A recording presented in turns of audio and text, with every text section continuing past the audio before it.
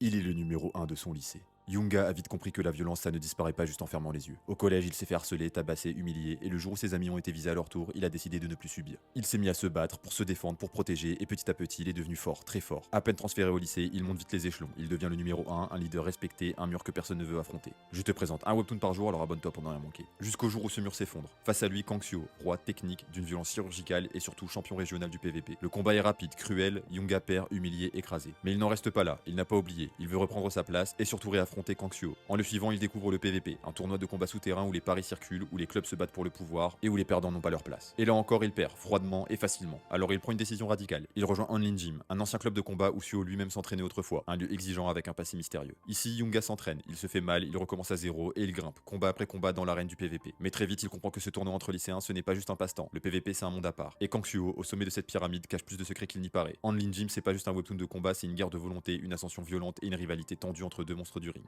À l'heure actuelle, vous avez environ 90 chapitres en français, je vous invite à les lire, me dire ce que vous en pensez en commentaire, salut!